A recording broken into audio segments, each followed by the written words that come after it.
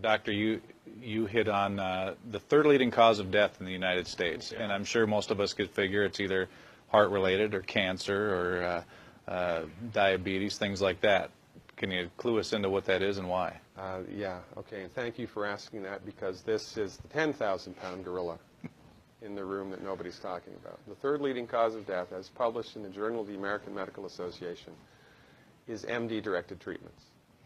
This means you go to a medical doctor, an MD. He gives you a treatment and you die from it. According to the United States Department of Health and Human Services, 15,000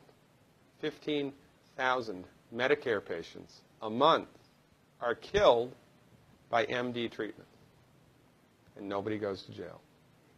This is because we have been, I don't want to say brainwashed, that's not the correct term, but we have been, for the last 100 years, kind of led into this false belief that the medical doctor is king and knows everything about everything. And really, you need to just shut up and follow your medical doctor's advice. Most people in the United States have no idea at all of the history of the evolution of medicine in the United States. In the early 1900s, it was a relatively level playing field between the chiropractors, the osteopaths, the homeopaths, and the MDs. In 1915, 1920, there was something called the Flexner Report. The Carnegie Corporation funded this man named Abraham Flexner. He went all around the country, and he went on stagecoach and train and horseback. This was before the interstate highway system, right? Took Flexner 5 years to do this. He went all around the country and did an inventory of all of the medical schools that prescribed drugs. He brought the list back to the Carnegies, who own drug companies, and then the Carnegies and the Rockefellers gave millions of dollars of free money to the medical schools and hospitals in the United States that were prescribing drugs. That was the beginning of the end. After the Flexner Report, there was no more level playing field in the United States. And the MDs started a juggernaut that's taken off. Most people in the United States think that the predominant medicine here, MD-directed pharmaceutical medicine, we think that those guys are top dog because their therapeutics are better than the homeopaths or the naturopaths or the chiropractors. It's not. They're in the driver's seat because of political and financial coalitions that were built at the turn of the century that most people have no idea of at all. And it's a gigantic problem. And I mean, it's crazy, right? It's the third leading cause of death. And yet, when the government makes noise about messing with people's insurance, everybody freaks out. Mm-hmm. And that's a whole other thing to talk about, isn't it? Because what is medical insurance? When you buy medical insurance, what are you doing? You're betting that you're going to get so sick you will not be able to afford it.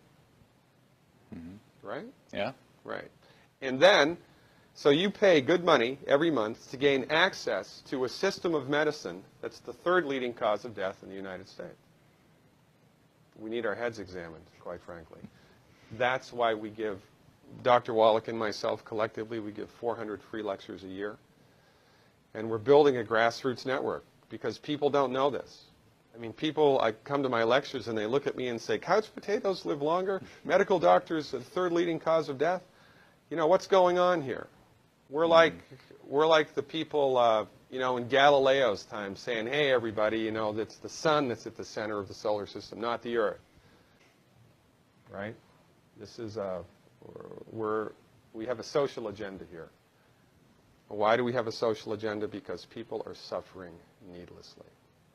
You wouldn't believe, as God is my witness, you would not believe the things that I've seen people recover from in holistic medicine. The body's ability to fix itself is remarkable. And most of the time, all that the body needs to do that is the raw materials that it needs to do that. And we need to stop eating food that's hurting the body. You know, if you put diesel fuel in an unleaded engine, even if it's a brand new Ferrari, it's going to run like crap if it runs at all. And there's nothing wrong with the car, it just had the wrong fuel. It's the same with the human body. You give the human body the raw materials that it needs, clean up the diet, Superman. superwoman. And you know, if you don't get to super status, then at least your blood pressure normalizes, at least your arthritis goes away, at least your anxiety and panic attacks go away, and you can sleep through the night. A better thing to talk about, however, is the relationship between profits and cancer in the United States. There was a study that was published, I believe it was in 1994. It was a 12-year program, 12-year study. They looked at adults who had developed cancer as an adult, not childhood cancer, but adult cancer, right? And this is the main types of cancer that we get here in the United States. They did a meta-analysis of these people all around the world who developed cancer as adults for 12 years and were treated with chemo. And they looked at the results. And they published the results in the Journal of Clinical Oncology. And the results? 97% of the time, chemotherapy does not work. 97% of the time it doesn't work. So why is it still used? It's one reason and one reason only: money. If you go to a medical doctor, an MD, with a sinus infection, and that doctor prescribes an antibiotic, he gets no financial kickback. Now, if he prescribes 5,000, you know, of that antibiotic in 1 month, the drug company that makes it might send him to Cancun for a conference, right? But he gets no direct remuneration. It's not with chemotherapeutic drugs. It's different. Chemotherapeutic drugs are the only classification of drugs that the prescribing doctor gets a direct cut of. So if your doctor prescribes chemotherapy for you, here's how it goes, more or less. The doctor buys it from the pharmaceutical company for $5,000, sells it to the patient for $12,000, insurance pays $9,000, and the doctor pockets the $4,000 difference. And there ought to be a law. The only reason chemotherapy is used is because doctors make money from it. Period. It doesn't work 97% of the time. If Ford Motor Company made an automobile that exploded 97% of the time, would they still be in business? No. This is the tip of the iceberg of the control that the pharmaceutical industry has on us. Most people have no idea of this at all. Now, I wrote a book. It's called The MD Emperor Has No Clothes, right? In my book, I have a bulleted list of 10 questions that every cancer patient should ask their doctor. 10 questions. I've had patients kicked out, literally, kicked out of the oncologist's office because the doctor was PO'd that the patient was asking him these questions. And these are just common sense questions. Cancer treatment in the United States, we have lost the war on cancer. We have lost the war on cancer. Why? Because cancer is not a reductionistic phenomenon. Cancer is a holistic phenomenon.